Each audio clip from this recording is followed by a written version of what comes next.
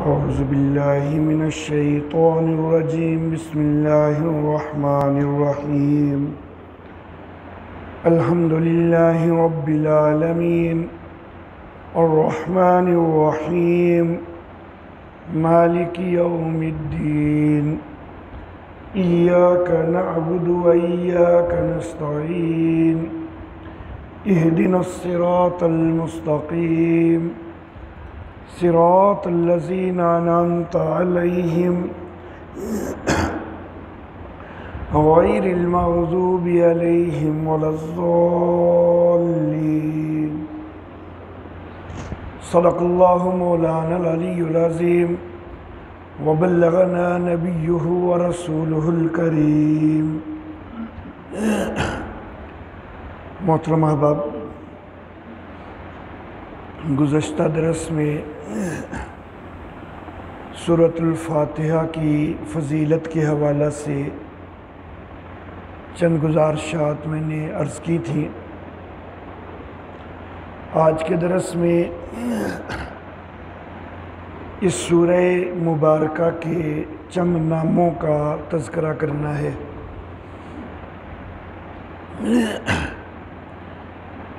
کسی چیز کے یا کسی ہستی کے اگر زیادہ سارے خوبصورت نام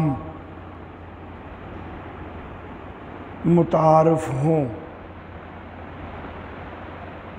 تو یہ چیز بھی اس ہستی کی یا اس چیز کی فضیلت کو ظاہر کرتی ہے.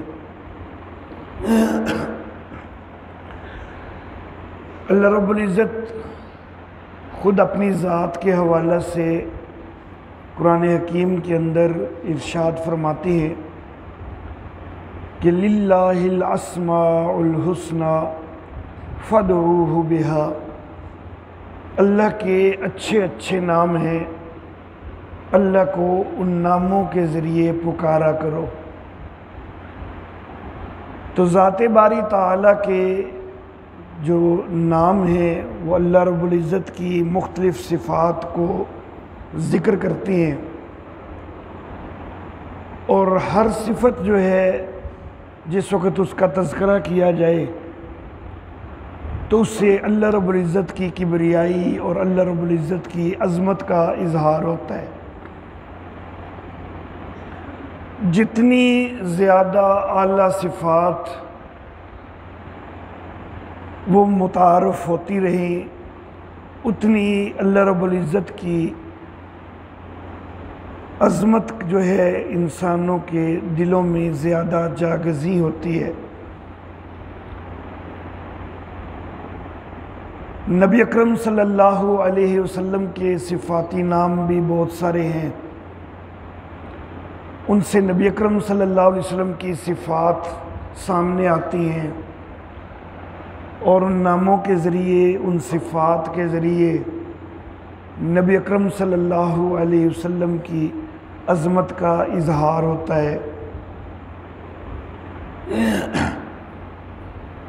علماء کرام کے ناموں کے ساتھ کئی القابات استعمال کیے جاتے ہیں،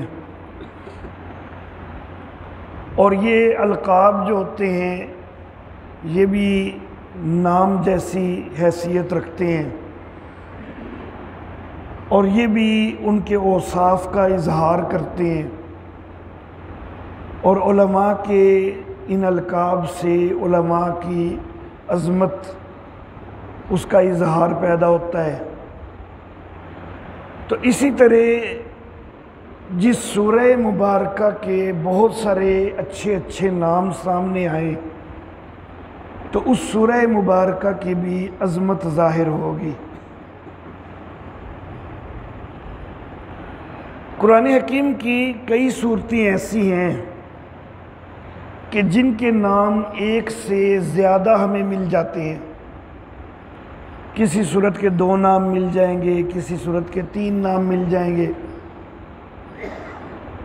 لیکن جتنے نام سورۃ الفاتحہ کے ہمیں ملتے ہیں اتنے قرآن حکیم کی کسی اور صورت مبارکہ کے نام نہیں ملتے، اور اس چیز سے بھی قرآن حکیم کی اس سورہ مبارکہ کی سورۃ الفاتحہ کی افضلیت اور عظمت ظاہر ہوتی ہے۔ اس کے بڑے سارے جو نام ہیں ان میں سے سب سے زیادہ معروف تو الفاتحہ ہی ہے، صرف الفاتحہ کہہ لیا جائے یا سورۃ الفاتحہ کہہ لیا جائے، اور اسی کی شکل فاتحۃ الکتاب بھی ہے، جیسا کہ حدیث مبارکہ میں بھی فاتحۃ الکتاب کا لفظ آیا ہے۔ اسی کو فاتحۃ القرآن بھی کہا جا سکتا ہے۔ فاتحہ کا معنی کھولنے والی، شروع کرنے والی، آغاز کرنے والی۔ تو قرآن حکیم جب کھولا جاتا ہے تو سب سے پہلے یہ سورہ مبارکہ سامنے آتی ہے، تو گویا کہ قرآن حکیم کو شروع کر رہی ہے، قرآن حکیم کا کھولا جانا اس سورہ مبارکہ سے ہے، اس لیے اس کو سورۃ الفاتحہ کہا جاتا ہے۔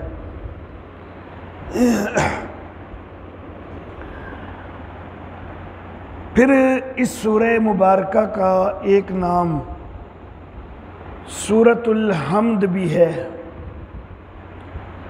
سورۃ الحمد اس کو اس لیے کہا جاتا ہے کہ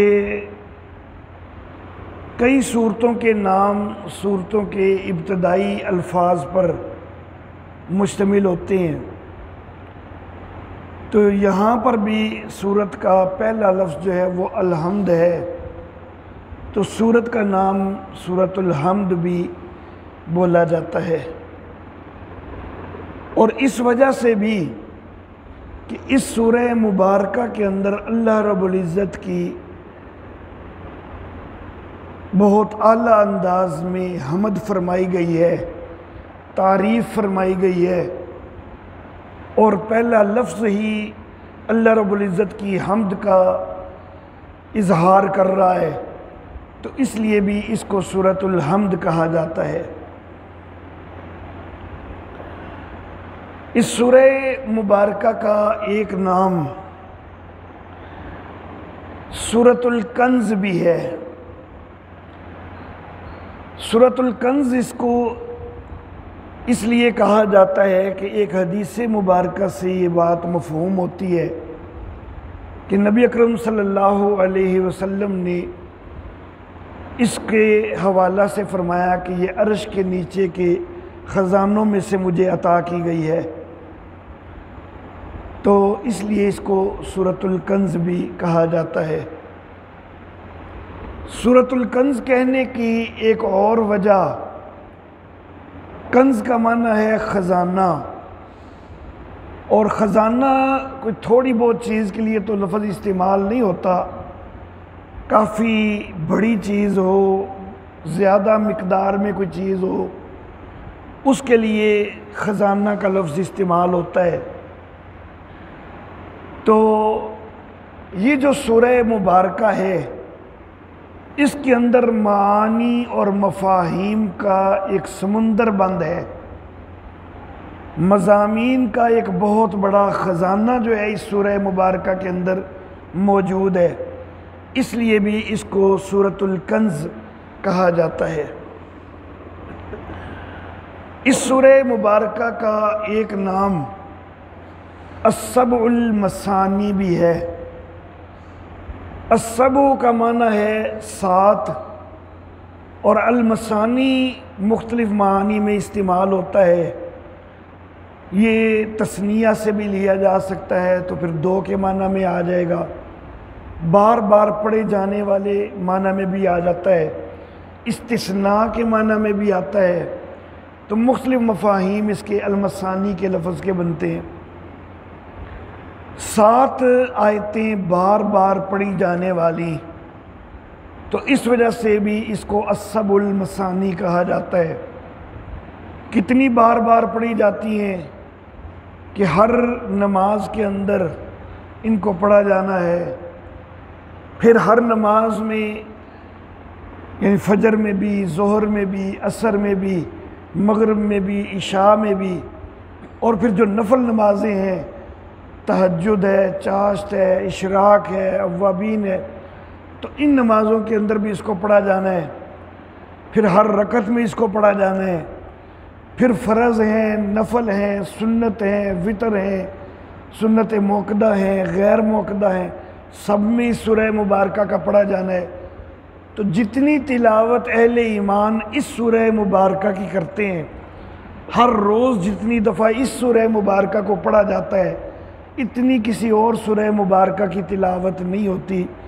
تو یہ 7 آیتیں ہیں بہت زیادہ پڑھی جانے والی، بار بار پڑھی جانے والی۔ احناف کے نزدیک 7 آیتوں کی ترتیب یوں ہے کہ الحمدللہ رب العالمین، یہاں پر پہلی آیت ہو جاتی ہے۔ الرحمن الرحیم پر دوسری آیت ہو جاتی ہے۔ مالک یوم الدین پر تیسری آیت ہو جاتی ہے۔ ایاک نعبد و ایاک نستعین پر چوتھی آیت۔ اہدنا الصراط المستقیم پر 5ویں آیت۔ صراط الذین انعمت علیہم اس جگہ پر 6ٹھی آیت ہوتی ہے احناف کے نزدیک۔ اور غیر المغضوب علیہم ولا الضالین، یہاں پر پھر 7 آیتیں مکمل ہو جاتی ہیں۔ شوافع بسم اللہ الرحمن الرحیم کو پہلی آیت قرار دیتے ہیں، پھر ان کے نزدیک الحمدللہ رب العالمین یہ دوسری آیت ہو جائے گی، الرحمن الرحیم تیسری آیت ہے، مالک یوم الدین یہ چوتھی ہے ان کے نزدیک، ایاک نعبد و ایاک نستعین یہ شوافع کے نزدیک پھر 5ویں بن جائے گی، اہدنا الصراط المستقیم یہ 6ٹھی بن جائے گی، اور آگے جو ساری ہے صراط الذین انعمت علیہم غیر المغضوب علیہم ولا الضالین یہ ساری ان کے نزدیک 7ویں بن جاتی ہے۔ ان کے نزدیک انعمت علیہم پر آیت ختم نہیں ہوتی، احناف کے نزدیک انعمت علیہم پر بھی آیت ختم ہوتی ہے۔ یہاں پر جو قرآن حکیم کا نسخہ میرے سامنے ہے، تو اس نسخے میں آیات کے نمبر نہیں لگائے گئے، لیکن عام طور پر جن نسخوں میں آیات کے نمبر لگائے جاتے ہیں نا، تو وہاں پھر دونوں مسلکوں کا لحاظ کر لیا جاتا ہے۔ وہ اس طرح لحاظ کر لیا جاتا ہے کہ آیت کا جو گول نشان ہے وہ انعمت علیہم پر نہیں بنایا جاتا، یہ شافعی مسلک کا لحاظ ہو گیا۔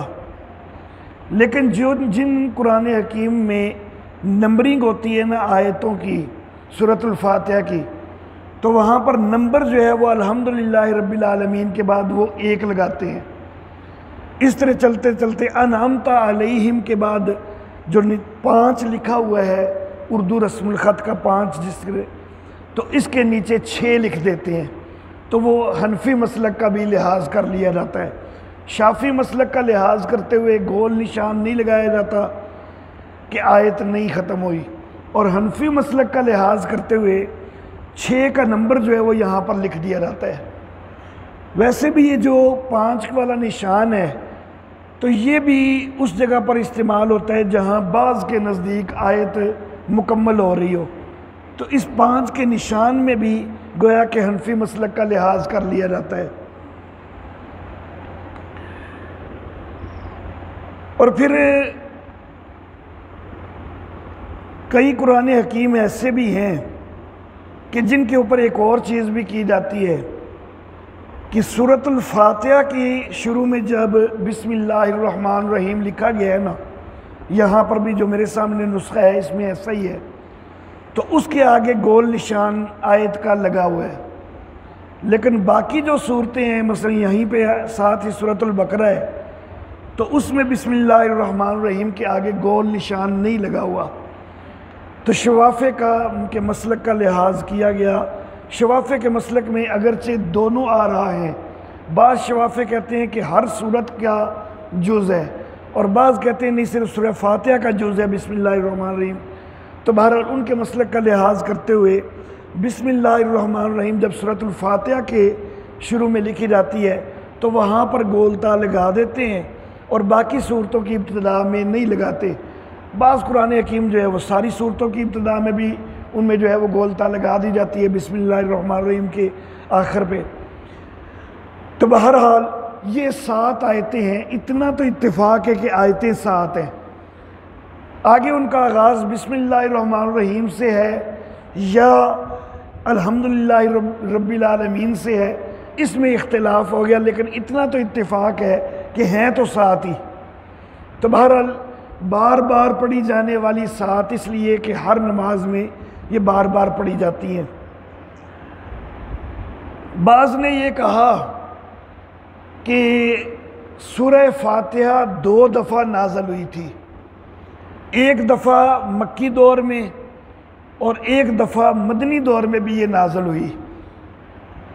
اگرچہ بعض دیگر صورتوں کے متعلق یا بعض دیگر آیات کے متعلق بھی بعض علماء کی یہ رائے ہے، مثلا سورۃ الفلق کے متعلق یا سورۃ الناس کے متعلق بھی بعض علماء کی رائے یہ ہے کہ یہ 2 صورتیں جو ہیں یہ بھی 2 دفعہ نازل ہوئی ہیں، مکی دور میں بھی نازل ہوئی ہیں، مدنی دور میں بھی نازل ہوئی ہیں۔ کچھ اور آیتوں کے متعلق بھی یہ خیال کیا جاتا ہے، لیکن سورۃ الفاتحہ کے متعلق یہ خیال سب سے زیادہ کیا جاتا ہے۔ ایک بھاری اکثریت جو ہے سورۃ الفاتحہ کے متعلق یہ خیال کرتی ہے علماء میں سے کہ سورۃ الفاتحہ جو ہے یہ 2 دفعہ نازل ہوئی ہے، ایک دفعہ مکی دور کے اندر بالکل ابتدا کے اندر ابتدائی صورتوں میں، اور ایک دفعہ جو ہے وہ مدنی دور میں بھی جا کے یہ نازل ہوئی ہے۔ تو گویا کہ اللہ رب العزت کی طرف سے نبی اکرم صلی اللہ علیہ وسلم پر یہ دہرا کر پڑھی گئی، 2 دفعہ پڑھی گئی، مکی دور میں بھی پڑھی گئی اور مدنی دور میں بھی پڑھی گئی، اس لیے بھی یہ 7 آیتیں دہرائی جانے والی السبع المثانی اس وجہ سے بھی اس کو کہا جاتا ہے۔ بعض نے مثانی کو استثناء سے لیا کہ یہ صورت جو ہے اس کی ایسی استثنائی حیثیت ہے، جیسا کہ حضرت ابی ابن کعب کے حوالے سے روایت میں گزشتہ درس میں ذکر کر چکا کہ نبی اکرم صلی اللہ علیہ وسلم نے ان سے فرمایا کہ ایسی صورت میں تجھے سکھاؤں گا کہ جو نہ زبور میں ہے، نہ انجیل میں ہے، نہ تورات میں ہے، حتیٰ کہ قرآن حکیم میں بھی اس طرح کی کوئی اور صورت نہیں ہے۔ تو یہ باقی ساری کتابوں سے یہ صورت مستثنیٰ ہو گئی، یہ 7 آیتیں مستثنیٰ ہو گئیں، الگ ہو گئیں، تو اس لیے بھی ان کو السبع المثانی کہا جاتا ہے۔ تو بہرحال السبع المثانی کہنے کی کئی ساری وجوہات، اس کے علاوہ چند ایک میں نے ذکر کیے، اس کے علاوہ بھی وجوہات جو ہے وہ کئی علماء ذکر کرتے ہیں۔ اس سورہ مبارکہ کا ایک نام القرآن العظیم بھی ہے۔ القرآن العظیم جو ہے یہ اسی حدیث کی وجہ سے کہ جس حدیث میں السبع المثانی بھی اس کو کہا گیا ہے، تو نبی اکرم صلی اللہ علیہ وسلم نے صحابی سے کہا کہ یہی سبع المثانی ہے اور یہی القرآن العظیم ہے۔ تو القرآن العظیم کے لفظ کا اطلاق بھی اس اکیلی سورہ مبارکہ پر نبی اکرم صلی اللہ علیہ وسلم کی طرف سے سامنے آتا ہے، تو اس لیے اس کا ایک نام القرآن العظیم بھی جو ہے وہ اس سورہ مبارکہ کا موجود ہے۔ اس سورہ مبارکہ کا ایک نام النور بھی ہے، ایک ہے سورۃ النور 24ویں سورت جو ہے، اور ایک یہ جو ہے اس کو بھی النور کہا جاتا ہے۔ اس کو النور کہنے کی وجہ جو ہے وہ یہ ہے کہ نبی اکرم صلی اللہ علیہ وسلم کے پاس فرشتے نے آ کے کہا تھا کہ آپ کو ایسے 2 نور دیے گئے ہیں، جیسا کہ یہ حدیث میں گزشتہ درس میں ذکر کر چکا ہوں کہ جو 2 نور اور کسی نبی کو نہیں دیے گئے، ان میں سے پہلا نور یہی سورہ فاتحہ ذکر کیا، دوسرا نور سورہ بقرہ کی آخری آیتیں، بعض کے نزدیک آخری 2 آیتیں، بعض کے نزدیک آخری 3 آیتیں، تو ان کو جو ہے وہ نور کہا گیا۔ تو وہ جو ہے وہ تو 2 یا 3 آیتیں ہیں، لیکن یہ ایک پوری صورت ہے، تو پوری صورت جس کو فرشتے نے نور کہا وہ یہی ہے۔ تو اس لیے اس کا ایک نام جو ہے وہ النور بھی ہے۔ اس سورہ مبارکہ کا ایک نام سورۃ الصلاۃ بھی ہے۔ صلاۃ کا معنی نماز، تو نماز کی صورت ایک اس وجہ سے کہ نماز کے اندر یہ واحد صورت ہے کہ جو واجب ہے پڑھنا، باقی اور جو ہے وہ کوئی واجب نہیں ہے، بلکہ بعض کے نزدیک تو واجب ہی نہیں، فرض ہے، ہم احناف کے نزدیک واجب ہے۔ مزید قرات واجب ہے لیکن متعین طور پر نہیں، جیسا کہ میں ذکر پہلے کر چکا ہوں ایک درس میں، لیکن سورۃ الفاتحہ جو ہے یہ واجب ہے، تو اس لیے نماز کے ساتھ اس کی بڑی مناسبت ہے، اس لیے اس کو سورۃ الصلاۃ کہا گیا۔ اور اس وجہ سے بھی کہ میں گزشتہ درس میں ایک حدیث ذکر کر چکا ہوں کہ نبی اکرم صلی اللہ علیہ وسلم نے فرمایا کہ نماز کو اللہ نے اپنے اور بندے کے درمیان تقسیم کیا ہے، تو وہاں ابتدا میں تو نبی صلی اللہ علیہ وسلم نے ذکر کیا نماز کا کہ نماز کو تقسیم کیا ہے، آگے جو ساری تفصیل بتائی تھی تو وہ صرف سورہ فاتحہ کی ہی بتائی تھی، تو پھر اس کو الصلاۃ جو ہے گویا کہ اسی ایک سورت کو نبی اکرم صلی اللہ علیہ وسلم نے اس موقع پر الصلاۃ کہہ دیا، تو اس لیے اس کو جو ہے سورۃ الصلاۃ بھی کہا جاتا ہے۔ اس سورہ مبارکہ کا ایک نام سورۃ الوافیہ بھی ہے۔ وافیہ کا مطلب ہے پورا کر دینے والی یا پوری ہو جانے والی، تو یہ بندے کی ایمان کے لیے اگر اکیلے اس سورہ مبارکہ کی سمجھ آ جائے نا تو ایمان کا معاملہ پورا اسی پہ حل ہو جاتا ہے، اس کے عقیدے کی اصلاح پوری طرح ہو جاتی ہے۔ مضامین کی بھی یہ اتنی جامع ہے کہ اس صورت کو بڑی اچھی طرح سمجھ لیا جائے نا تو باقی صورتوں کے مضامین جو ہیں وہ بھی جو ہے ضمن میں سمجھ آ جاتے ہیں، تو اس لیے یہ سارے مضامین کو چونکہ پوری کر رہی ہے تو اس لیے اس کو سورۃ الوافیہ بھی کہا جاتا ہے۔ اس سورہ مبارکہ کا ایک نام سورۃ الکافیہ بھی ہے۔ کافیہ کا مفہوم بھی وافیہ سے ملتا جلتا ہی ہے کہ یہ کافی ہو جانے والی، تو یہ بھی اس کے مضامین کی وسعت کے لحاظ سے ہے کہ اس سورہ مبارکہ کے اندر اتنے مضامین موجود ہیں کہ پورے قرآن حکیم کا نچوڑ جو ہے وہ اسی سورہ مبارکہ سے سامنے آ جاتا ہے۔ اس سورہ مبارکہ کو سورۃ الرقیہ بھی کہا گیا ہے، یعنی دم والی سورت۔ حضرت ابو سعید خدری رضی اللہ تعالیٰ عنہ کا واقعہ میں ذکر کر چکا ہوں گزشتہ درس میں، تو اس واقعہ میں آخر پہ نبی اکرم صلی اللہ علیہ وسلم کے یہ الفاظ کہ ان کو کیسے پتہ چلا کہ یہ دم والی صورت ہے، تو اس حدیث مبارکہ کی وجہ سے اس کو سورۃ الرقیہ بھی کہا جاتا ہے، دم والی صورت۔ اس صورت کا دوسرا نام دم والی صورت کی مناسبت سے ہی سورۃ الشفاء بھی ہے، اور سورۃ الشافیہ بھی کہا جاتا ہے، سورۃ الشفاء بھی کہا جاتا ہے، ایک ہی چیز ہے۔